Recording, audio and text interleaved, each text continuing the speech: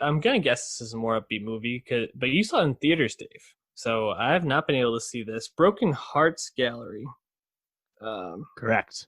yeah, this is a rom com, Dave. Are you a big rom com fan? I like good rom-coms. I Is love this a Set good It one? Up on Netflix. Set It Up is so fucking good.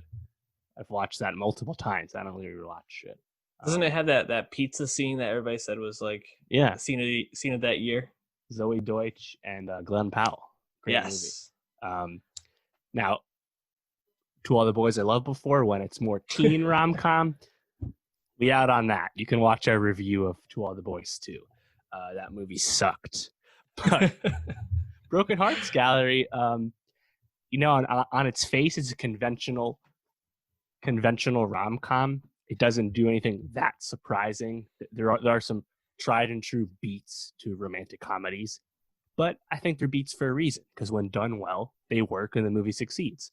And I think the Broken Hearts Gallery does just that. And I did see this in the theaters. I happen to be the only person there. Yeah.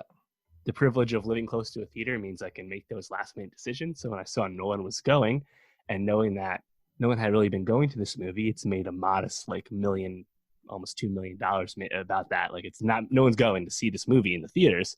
I was like, oh, well, if I can see this by myself, I'll feel safe enough, right? Yeah. And that's what I did.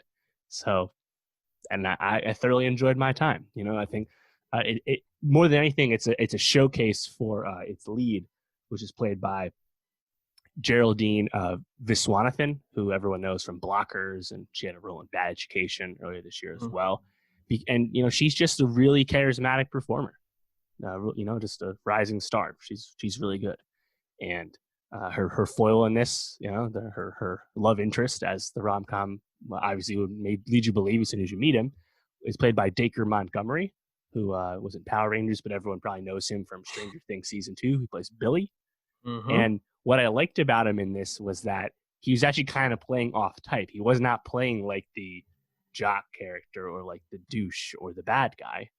He was just kind of actually being this more like understated, like kind of like complicated soul character. And it was just kind of cool to see that from Dacre, because I think his most popular role so far hasn't been that.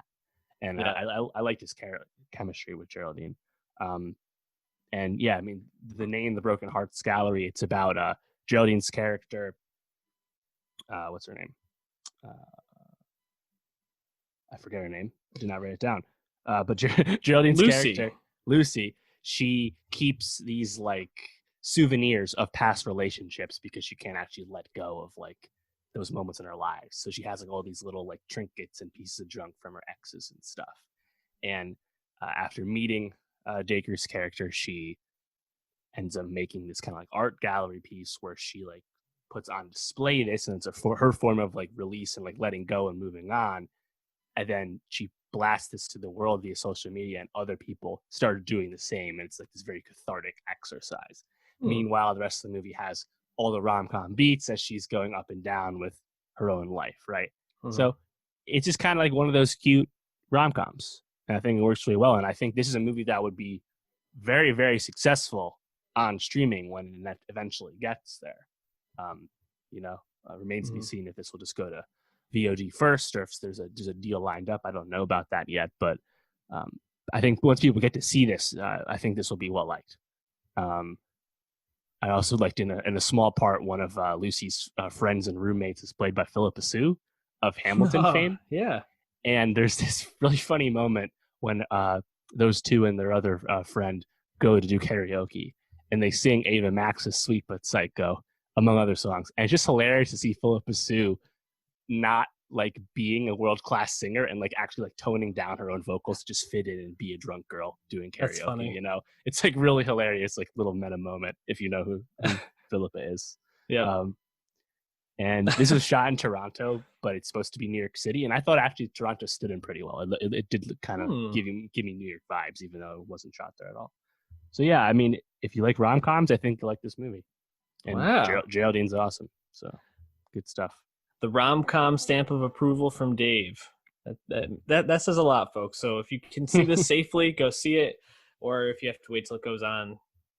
No shame in waiting. It'll be there soon. Yeah. especially because some places you cannot see it right now.